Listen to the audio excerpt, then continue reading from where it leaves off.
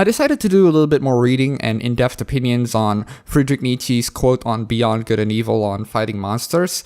After doing a little bit of reading, I found a very interesting paragraph from John Stuart Mill. It occurred to me to put the question directly to myself. Suppose that all your objects in life are realized, that all the changes in institutions and opinions which you're looking forward to could be completely affected at this very instant. Would that be great joy and happiness to you? And an irrepressible self-consciousness distinctly answered, no. At this, my heart sank within me.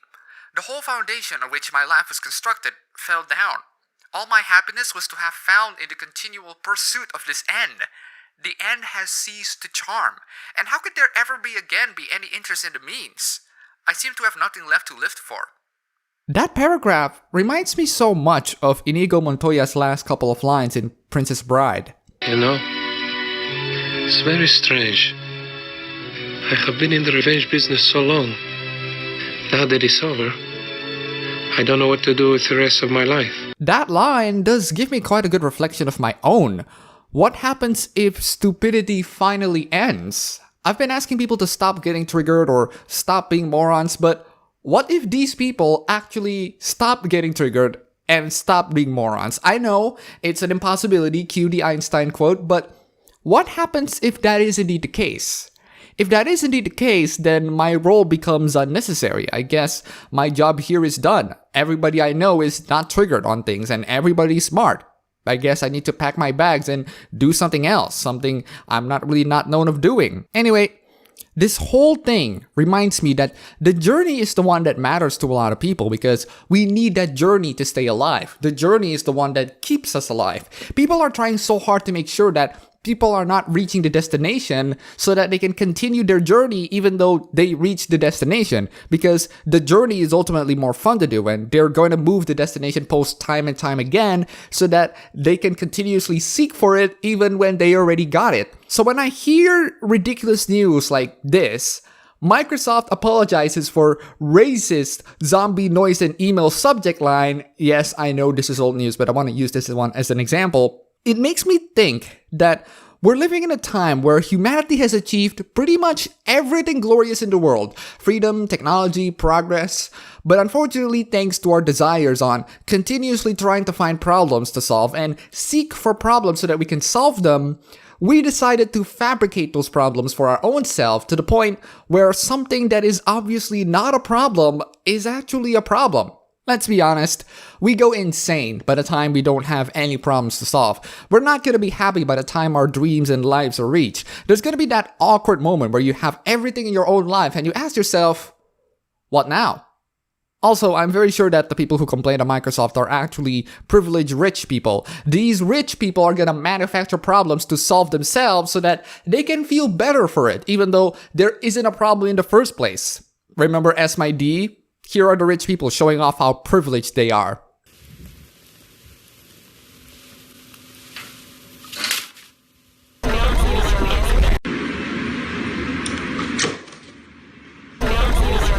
This creates a rather disturbing paradox, which is a dangerous thing that I noticed about humanity. We as human beings live to solve problems, and by the time that problem disappears, there's no point for us living. We exist to live out in this world and overcome challenges, and by the time those challenges disappear, we're gonna go to a point where we'll create challenges of our own, even though we don't really have to. Yes, we don't want people to be absolute morons, but unfortunately, our human nature creates morons, and unfortunately, our human nature needs morons. We need morons so that we can make ourselves sane. As distasteful as it sounds, we need enemies to face. We need challenges to overcome, because if we don't have those challenges, we're gonna end up destroying ourselves. It reminds me of motivation of characters like Garo, which reminds me a lot to Ozymandias, except Garo is a lot less kill happy. In a time where human beings are destroying themselves, we're gonna need an even bigger enemy that makes human beings that are destroying themselves to go, oh god, that thing is horrible, let's join together and fight this common enemy.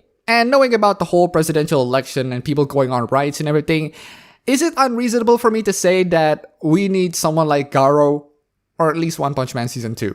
Oddly enough, this lack of challenge or enemies also happen to YouTubers like PewDiePie and Casey Neistat. Things are getting so easy that they want to just take a break and find better challenges they can live by. If they don't take those challenges or new enemies to conquer, they're basically gonna go crazy. H3H3 also made a video on this as far as I recall. Honestly, I sympathize with all of those three. As much as I really want humanity to be less stupid, I'm also scared on the prospect of what would happen if humanity isn't stupid, because that would create ourselves a world of utopia. And if you know fiction, there are never utopias. It can be utopias like The Giver or utopias like 1984. That's just the insane paradox that we're living in. But thankfully, Einstein was certain about the infinite of humanity's stupidity. So when we're criticizing stupidity, we should blame ourselves for being responsible on creating it. Utopias are always going to be a hellish place, maybe in ways that you don't even realize. I've realized that lesson ever since I watched Twilight Zone's A Nice Place to Visit. That episode, yeah, I agree, that is hell.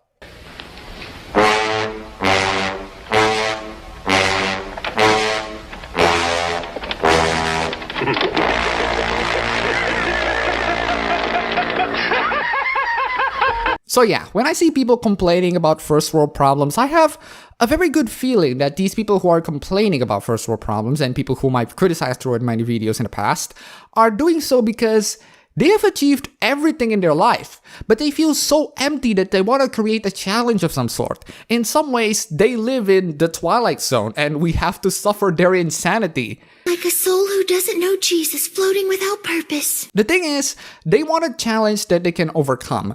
They wanted to pick up challenges that they can do so that they can feel better for themselves, even if they have to make the problems for it. So they make their own problems, a problem that they know didn't exist, but they will solve it for themselves. And I'm not gonna lie, I'm guilty on this as well. The last time I checked, thankfully, I'm still human.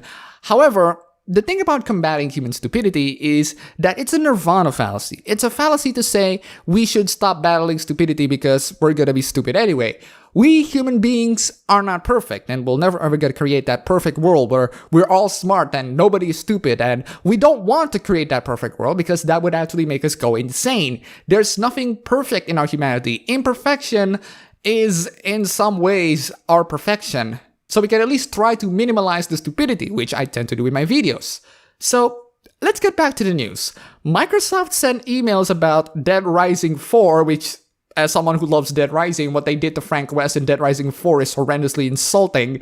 And after the independently fun but not really Dead Rising 2, and the brown dystopian trash that was Dead Rising 3, I'm not gonna trust anything Dead Rising at this very moment. Regardless, they sent an email that says, yeah, but some people are taking this as the dreaded N-word. The thing about manufacturing problems is that not all problems that we try to fight are illegitimate. This is a problem that I want to tackle and I want to discuss with you guys. And that problem, my friend, is how people manufacture problems for their own desires and self-worth. People are really looking for excuses to be triggered, and they're going to continuously do this. Again, notice how most of the people who do this are actually rich people. I know, I'm such a classist, but this can be explained. Just watch Twilight Zone's A Nice Place to Visit. I highly recommend it. Now, if you're rich, you get almost everything you wanted. You're pretty much over. Life begins with you having all the cool stuff and not you gradually building the cool stuff, which is arguably more fun and more rewarding. But by the time you get to enjoy all the cool stuff given to you, yes, life gets real boring. Do you know how women loves to complain that they got nothing to wear even though they get like tons and tons of clothes? Do you know how gamers say that they got nothing to play even though they got like thousands and thousands of games in their library? That's basically how I feel rich people are trying to get through. They got exposed to so many toys that they got progressively bored, and there's nothing that challenges them. So now let's ask the question, what should these rich people do instead? What kind of challenges that they need to overcome so that they can feel satisfied in life? But that's actually not the right question to ask. The right question that should be asked here is, are they brave enough to face new challenges? The thing about these people complaining to Microsoft is that they feel that complaining about racism that doesn't exist anywhere in that email gives them the satisfaction and the urge of doing it again and again. Why? Because it's easy. Because they're the ones that make the problems and they're the ones that provide the solution. And by the time they handle that problem in their own ways, that gains them satisfaction. That gains them the urge to do more and more. However, when they have to deal with other problems that are actually more serious, that are not caused by them, they're gonna run away like cowards because they know that they couldn't fix it and they're not worthy enough of fixing it. They're only worthy enough of fixing the problems that they created themselves, which is why when they're confronted by this, they're just gonna block people out. They don't want people to tell them that the problem doesn't exist because that would make them to go insane because they're in a twilight zone.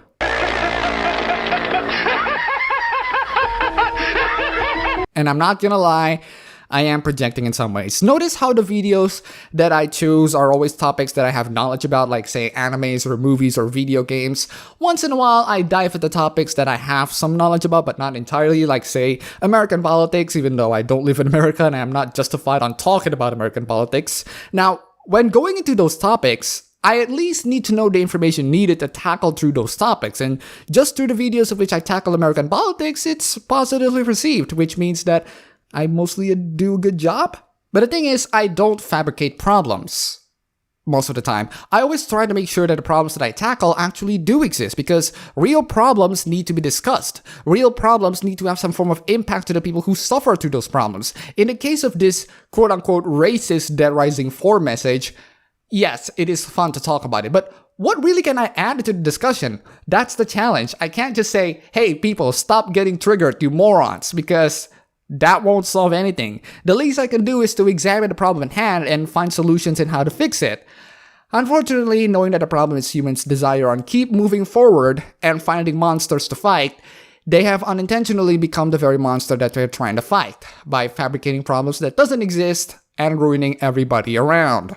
The most important thing about the monster quote from Nietzsche is perspective. In your mind and your perception, you might be fighting against this horrible demonic monster from within the abyss, but in everybody else's perception, you are actually the real monster from the abyss. You are the ones that are causing real harm to everybody, and the scariest part of all is you don't even realize it. It explains events like the Trump protesters or the Black Lives Matter riots. They have successfully created a boogeyman in their head that they believe that they can fight and can take down to make the country a better place. Now here's the thing, whether or not the boogeyman exists or not is up to debate. But in the process of beating this boogeyman, they have managed to become the boogeyman themselves. The most horrifying part is that they don't realize it. I'm sorry guys, but you don't make the situation better by becoming someone else's boogeyman. You don't make the situation better by creating even more problems for others to solve. Speaking of boogeyman, the neo-Nazis are always going to be the go-to boogeyman, are they? I mean, people kept on saying that they're growing like rapidly in America. There is actually pictured evidence of these neo-Nazis appearing in America. There's only one problem though.